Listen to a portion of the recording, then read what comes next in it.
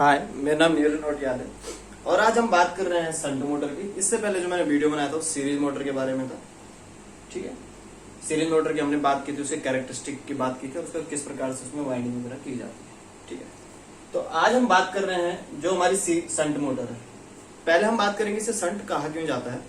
तो इसे शंट इसलिए कहा जाता है क्योंकि जो इसकी फील्ड वाइंडिंग होती है वो कहीं ना कहीं आर्मेचर के साथ पैरेलल में लगी रहती है, जिसके कारण हम इसे क्या बोलते हैं, शंट मोटर कहा जाता है।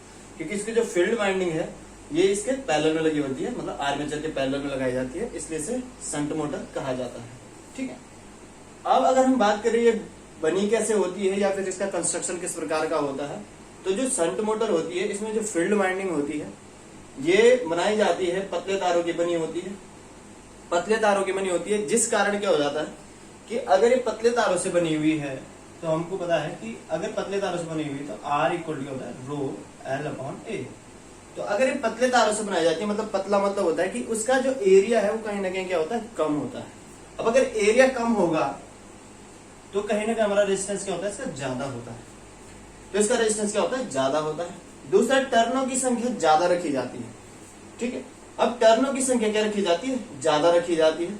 तो टर्नों की संख्या ज्यादा रखने से क्या हो जाता है कि अगर हम इसके टर्नों की संख्या को ज्यादा रख रहे हैं तो इसका जो मेन कारण होता है, क्योंकि हमको पता है जो इंडक्टेंस होता है वो होता है N∅/I, कि कहीं ना कहीं अगर हमारी टर्नों की संख्या ज्यादा होगी तो कहीं ना कहीं हमारा इंडक्टेंस भी क्या होता है, ज्यादा होता है। तो अगर हमारा इंडक्टेंस क्या है, ज्यादा है, अब इनका क्या बेनिफिट होता है, हमारा रेजिस्टेंस ज्यादा रखने से हमको क्या बेनिफिट है, या फिर हमारा जो इंडक्टेंस है अगर कॉइल का ज्यादा है तो क्या बेनिफिट है इससे, तो ये हम इसमें अभी देखेंगे कि देखो अगर हमारा कहीं ना कहीं रेजिस्टेंस ज्यादा होता है तो कहीं ना कहीं जो हमारा ISH है उसकी वैल्यू क्या होती है, लिमिट में रहती है। मतलब लिमिट इसलिए रखी जाती है क्योंकि जो हमारा टॉर्क होता है, जो हमने कल या हमने इससे पहले वाले वीडियो में जो डिस्कशन किया था, जो टॉर्क होता है या फिर जो हमारा मतलब मैकेनिकल पावर होती है वो डिपेंड करती है EB और IA पे। मतलब जो मैकेनिकल पावर होती है ये डिपेंड करती है EB और IA पे। तो जितने ज्यादा वैल्यू हमारी EB की होगी और जितनी ज्यादा वैल्यू हमारी IA की होगी तो उतना ज्यादा हमारा क्या होगा, टॉर्क उतना ज्यादा क्या होता है, या फिर हम बोल सकते हैं कि हमारे जो मैकेनिकल पावर है उतनी ज्यादा डेवलप होगी। तो इसलिए हम क्या करते हैं, इसके रेजिस्टेंस को ज्यादा रखते हैं कि ज्यादा से ज्यादा करंट हमारी यहाँ जाए। ठीक है, ISH का मान लिमिट। और टर्नों की संख्या इसलिए ज्यादा रखी जाती है, अगर किसी भी कॉइल का अगर इंडक्टेंस ज्यादा है तो कहीं ना कहीं जो उसका मैग्नेटिज्म होता है वो कहीं ना कहीं क्या होता है, ज्यादा होता है।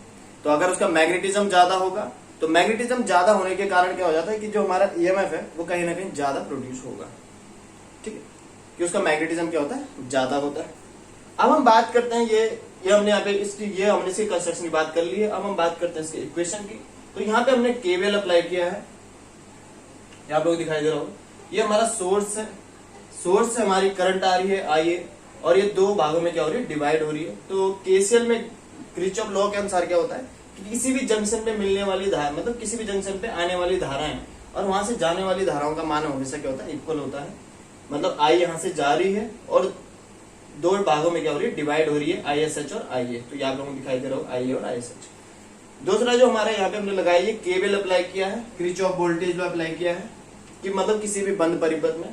तो किरचॉफ का जो सेकंड लॉ होता है वो होता है KVL, या फिर हम वोल्टेज लॉ भी कहते हैं।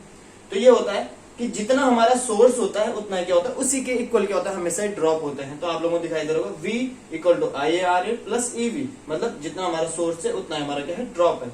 तो यहाँ से हमको पता चल रहा है कि जितना हम जनरेट करेंगे या जितना हमारा वोल्टेज होगा उतना क्या होता है, हमारा ड्रॉप होता है। ठीक है, अब हम बात करते हैं इसके पैरेलल की वोल्टेज की या फिर VSH की। ठीक है, अब हम यह आप लोग नोट कर लेते, तो इसे हम हटा देते हैं। ठीक है, अब जो इसमें VSH होता है, क्योंकि पैरेलल की वोल्टेज हमेशा क्या रहती है, सेम रहती है, तो हम कह सकते हैं कि VSH किसके बराबर होती है, V के इक्वल होती है। तो VSH V के इक्वल है। तो जब VSH V के इक्वल है तो अगर हम यहाँ का ड्रॉप चेक करते हैं तो ड्रॉप क्या होता है, ISH इंटू RSH। तो यहां से हमको पता चल जाता है कि जो पैरेलल की वोल्टेज होती है, मतलब जितनी हमारे सप्लाई वोल्टेज होगी वही अप्लाई हमारी शंट के फील्ड में या शंट के फील्ड वाइंडिंग में उतनी वोल्टेज अप्लाई होगी। और यहां से हमारा एक प्रॉपर एक फॉर्मूला बन जाता है, V equal to VSH VS equal ISH RSH और equal to EV plus IA। तो यहां से हमको पता चल चुका है कि ये सब इक्वल होते हैं, तो इस प्रकार से हम इसे ड्राइव कर सकते हैं। ठीक है, इसके बाद बात करते हैं हम इसकी कैरेक्टरिस्टिक, इसकी कैरेक्टरिस्टिक की बात करते हैं, शंट मोटर की कैरेक्टरिस्टिक की बात। तो कैरेक्टरिस्टिक समझने से पहले हम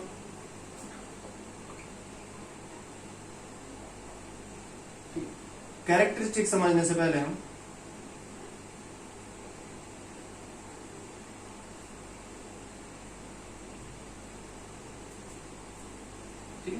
जो हमारी कैरेक्टरिस्टिक होती है उसे समझने से पहले हम इसके फॉर्मूले पे थोड़ा बात कर लेते हैं, जिसमें फॉर्मूला हमने अप्लाई किया है। ये जो हमारा फॉर्मूला था, हमने क्या फॉर्मूला निकाला था, V इक्वल टू होता है IARA प्लस EV। ठीक है, अब देखो अगर हम यहाँ पे EV की वैल्यू निकाल दें तो EV इक्वल टू क्या हो जाएगा, V माइनस IARA। तो अगर हम एक मोटर की बात कर रहे हैं तो कहीं ना कहीं जो हमारी V की वैल्यू होती है वो ज्यादा होती है किसकी तुलना में, IARA ड्रॉप की तुलना में। तो अगर हम इसकी वैल्यू को बहुत, क्योंकि जो V होता है सप्लाई वोल्टेज कहीं ना कहीं बहुत ज्यादा होता है IARA की तुलना में, तो अगर हम इसे नेग्लेक्ट करते हैं तो यहां से हम समझ सकते हैं कि लगभग जो हमारा EV होता है वो लगभग बराबर होता है किसके, V के। ठीक है, जो EV होता है वो लगभग बराबर किसके होता है, V के होता है, क्योंकि लगभग हमने ये कहा है कि जो V होता है वो काफी ज्यादा बड़ा होता है, मतलब उसकी वैल्यू काफी ज्यादा बड़ी होती है, जिसमें हम इसकी वैल्यू क्या कर रहे हैं, नेग्लेक्ट कर रहे हैं यहाँ से। तो हमको लग रहा है जो EV होता है लगभग बराबर किसके होता है, V के बराबर होता है। ठीक है, अब अगर हम बात करें जो V इसके बराबर है तो हमको पता है कि जो V होता है वो क्या होता है, कांस्टेंट होता है, क्योंकि सप्लाई है तो सप्लाई हमेशा की रहती है, कांस्टेंट होती है। अब अगर हमारा V कांस्टेंट है तो कहीं ना कहीं हमारा जो EV होता है वो भी क्या हो जाता है, कांस्टेंट हो जाता है। अगर हमारा EV कांस्टेंट है तो ये हमको फॉर्मूला मालूम है कि EV इक्वल टू क्या होता है,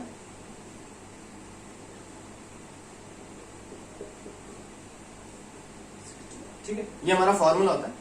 तो यहां से जो फाई होता है, अगर हम बाकी को कांस्टेंट ले लेते हैं तो हमको पता चलता है कि जो फाई होता है वो डायरेक्टली प्रोपोर्शनल किसके होता है, EV के होता है।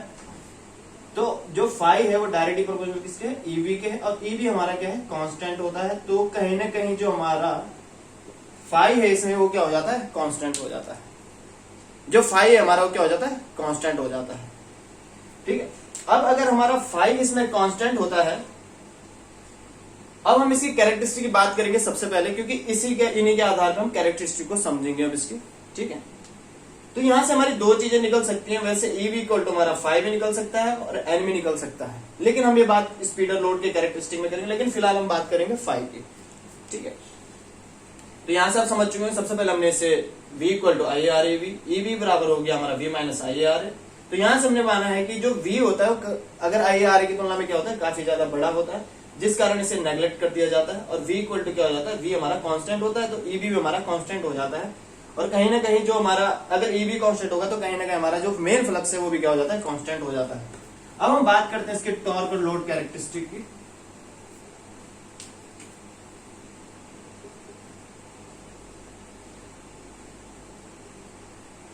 टॉर्क लोड कैरेक्टरिस्टिक, तो जो हमारी टॉर्क और लोड की कैरेक्टरिस्टिक होती है उससे पहले हम समझते हैं, क्योंकि हमको पता चल चुका है कि जो EV है वो क्या होता है, कांस्टेंट होता है।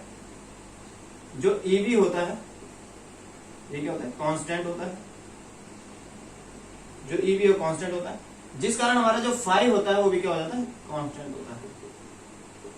अब हमने फॉर्मूला निकाल रखा था, जो सीरीज मोटर हमने निकाला था कि जो T होता है वो डायरेक्टली प्रोपोर्शनल होता है फाई इंटू IA के। अब यहां से हमको पता चल रहा है जो फाई है वो कांस्टेंट हो जाता है, जिस कारण जो हमारा टॉर्क होता है वो डायरेक्टली प्रोपोर्शनल किसके होता है, IA के। तो अगर हम इसका ग्राफ बनाते हैं, तो अगर इसका ग्राफ बनाएंगे तो प्रोपोर्शनल का मतलब होता है लीनियर। प्रोपोर्शनल का मतलब होता है लीनियर। अगर हम टॉर्क और IA का ग्राफ बनाते हैं तो कहीं ना कहीं जो हमारा टॉर्क होगा वो आर्मेचर करंट के प्रोपोर्शनल होगा, मतलब लीनियरली बढ़ेगा। जितनी हमारी करंट बढ़ेगी उसी आधार पे हमारा टॉर्क भी बढ़ेगा। ठीक है, मतलब कि जिस आधार पे अगर हम लोड बढ़ा रहे तो कहीं ना कहीं इसका टॉर्क बढ़ता है। ठीक है, अब हम बात करते हैं इसके स्पीड लोड कैरेक्टरिस्टिक के बारे में। ये हमने पढ़ लिया है टॉर्क लोड कैरेक्टरिस्टिक कि EV कांस्टेंट होता है, फाई कांस्टेंट होता है, जिसके कारण T is directly proportional to phi into IA। Phi constant होता है क्योंकि ई भी हमारा कांस्टेंट है जो हम पहले प्रूव कर चुके हैं। इसके कारण जो टी होता है डायरेक्टली प्रोपोर्शनल होता है आई ए के, और यहां से अगर हम इनका रिलेशन देखें तो t is directly proportional to I a, मतलब जितना हमारा लोड करंट बढ़ती है उतना ही हमारा क्या बढ़ता है, टॉर्क बढ़ता है। ठीक है, अब हम बात करते हैं इसके बाद स्पीड लोड कैरेक्टरिस्टिक की। ठीक है, इसके बाद बात करेंगे हम स्पीड लोड कैरेक्टरिस्टिक की। तो जो हमारी स्पीड लोड कैरेक्टरिस्टिक होती है, तो पहले हम फॉर्मूला देख लेते हैं जो हमने फॉर्मूला निकाला था कि ईवी इक्वल टू, हमने कहा था कि जो हमारा, ये आप लोग यहां पे दिखाई दे रहे हो, ईवी इक्वल टू क्या हो गया, वी माइनस आई आर है। आप लोग देख रहे हो। अब देखो जो हमारा ईवी होता है, अगर हम बाकी को कांस्टेंट ले लेते हैं, और यहां पे अगर हम एन को देखें, क्योंकि हमको मालूम है कि ये क्या होता है, जेड ई फाइव एन अपॉन 60। ठीक है, तो ये फाइव और एन का हमको रिलेशन देखना है। तो बाकी को अगर हम कांस्टेंट ले लेते हैं तो ये हो जाता है ई एन, और ये हो जाता है, अगर हम इसको मान लेते हैं, यहाँ पे हम इस प्रकार से लिख सकते हैं कि जो के फाइव एन हो जाता है। ठीक, ये हो जाता है के फाइव। बाकी हमने कांस्टेंट ले लिया है तो हम कह सकते हैं कि के फाइव अपॉन एन, ये हो गया हमारा रिलेशन। ठीक है, यहां से हमने रिलेशन निकाला। बाकी को हमने, क्योंकि पोल हमारे कांस्टेंट हो, सॉरी जो हमारा कंडक्टर, जो हमारे चालक होते हैं किसी भी स्लॉट में वो भी कांस्टेंट होते हैं, जो हमारे पोल होते हैं कांस्टेंट होते हैं, तो हमने कांस्टेंट ले लिया है। तो यहाँ हम लोग दिख रहा होगा ई वी इक्वल टू क्या हो गया, ये हो गया। तो हम कह सकते हैं यहां से अगर हम इसको प्रोपोर्शनल लेके चलते हैं तो कहीं ना कहीं जो ईवी होता है इस पे कौन सा डिपेंड, जो ईवी होता है इस पे डिपेंड कौन करता है, टर्नों की संख्या। मतलब अगर इसको प्रोपोर्शनल भी लेना चाहे तो हम ले सकते हैं। तो ईवी क्या होता है, आप इस प्रकार से ईवी इक्वल टू क्या हो जाएगा हमारा, इसको हम ले सकते हैं। तो इस प्रकार से हम इसे ऐसा लिख सकते हैं कि अगर हम n इंटू फाइव लिखते हैं, ईवी इक्वल टू क्या हो गया, n इंटू के फाइव लिखते हैं, तो यहां हम लिख सकते हैं n equal to v n के five v minus I r a. ठीक है, अगर मैं यहां से n को यू लिखता हूं v माइनस आई आर ए, और ये फाइव जो के फाइव है इसे मैं नीचे ले जाता हूं। ठीक है, तो देखो ये हमारा रिलेशन आ चुका है स्पीड और जो आपके करंट के बीच में एक रिलेशन आ रहा है। तो इसमें अगर देखा जाए तो v हमारा कहीं ना कहीं कांस्टेंट होता है, और लगभग फाइव भी लगभग हमारा क्या होता है, लगभग कांस्टेंट होता है। ठीक है, लेकिन अगर हम बात कर रहे हैं अति लोड की अवस्था में, ठीक है, ये आप लोगों ने देखा हो। सबसे पहले हमने क्या किया है, ठीक है, मैं एक बार दोबारा बता देता हूं कि जो ईवी होता है वो डिपेंड करता है Z V phi N upon 60 पे। तो यहां से हमने फॉर्मूला निकाला EV equal to K phi N. तो यहां से हमको पता चल चुका है जो एन की अगर हम वैल्यू निकालें तो एन क्या हो सकता है, ईवी अपॉन के फाइव। अगर हम ईवी की वैल्यू की जगह हम किसकी वैल्यू रखते हैं, ईवी की वैल्यू रखते हैं, तो एन के फाइव हो जाता है। तो के फाइव हमारा नीचे चले जा रहा है यहाँ पे, तो N equal to V minus I R upon K phi हो जाता है। इसके बाद अगर हम बात करते हैं इसके कैरेक्टरिस्टिक इस प्रकार से, देखो जब ज्यादा लोड बढ़ता है किसी कंडीशन में, अगर हमारी मोटर अति भारित हो जाती है तो उस कंडीशन में कहीं ना कहीं ये थोड़ा बहुत क्या करेगा, इस चीज को अफेक्ट करता है स्पीड को। क्योंकि जो आईए होती है वो कहीं ना कहीं, अगर वो अति भारित का मतलब होता है कि अगर लोड कभी बहुत ज्यादा बढ़ जाता है तो कहीं ना कहीं जो हमारी मोटर की स्पीड है वो बिल्कुल ही मतलब एक समान नहीं रहती है, वो कहीं ना कहीं उसमें थोड़ा वेरिएशन आता है। क्योंकि जो लोड अगर हमारा बढ़ेगा तो कहीं ना कहीं क्या हो जाता है कि जो वी तो हमारा कांस्टेंट है, तो हमको पता है अगर बढ़ेगा तो कौन बढ़ेगा, मतलब कम ज्यादा वैल्यू किसकी होगी, थोड़ा बहुत अगर वेरिएशन इसमें आता है तो कहीं ना कहीं हमारे एन की वैल्यू भी थोड़ा कम होगी। क्योंकि अगर ये बढ़ता है तो कहीं ना कहीं क्या हो जाता है, जो एन की वैल्यू हो कहीं ना कहीं क्या हो जाती है, कम हो जाती है। ठीक है, तो हम कह सकते हैं कि जो एन होता है तो इसमें हल्का सा वेरिएशन आता है, ज्यादा नहीं। अगर मैं बात कर रहा हूं अति लोड, या अगर अति लोड होता है मशीन, मतलब अगर उसमें लोड क्या हो जाता है, ज्यादा हो जाता है, तो ये हो गया एन, और ये हमारा क्या हो गया, लोड के मध्य हो गया। तो ये इस प्रकार से आप इसका रिलेशन देख सकते हो। अति भारित कंडीशन देखो स्टार्टिंग में तो सही रहेगा, लेकिन अगर लोड बहुत ज्यादा बढ़ जाता है तो कहीं ना कहीं थोड़ा बहुत वेरिएशन आएगा, ज्यादा नहीं। ठीक है, क्योंकि हमने कहा है कि ई भी लगभग बराबर होता है। लगभग का मतलब होता है लगभग बराबर होना। एक आइडियल कंडीशन होती है कि जब बिल्कुल इक्वल होगा, लेकिन लगभग बराबर का मतलब थोड़ा बहुत वेरिएशन हो सकता है, कि फाइव और एन में थोड़ा बहुत वेरिएशन हो सकता है। तो उसी कारण क्या होता है कि अगर आईए में वेरिएशन होगा तो आप लोगों को जो हमने पहला फॉर्मूला बताया था वो क्या था, आई बराबर क्या था, आई एस एच इंटू आई ए। तो देखो ये रिलेशन हमारे ऐसे भी काम करते हैं कि IA अगर बहुत ज्यादा बढ़ जाता है तो कहीं ना कहीं हल्का फुल्का वेरिएशन, अगर इसकी वैल्यू हम बढ़ाते हैं तो कहीं ना कहीं इसकी वैल्यू क्या हो जाती है, थोड़ा बहुत चेंजेज होगी। तो अगर इसकी ISH की वैल्यू चेंज होती है तो कहीं ना कहीं जो ISH है उस पर भी हमारा फ्लक्स डिपेंड करता है, क्योंकि ISH के भी प्रोपोर्शनल होता है फाई।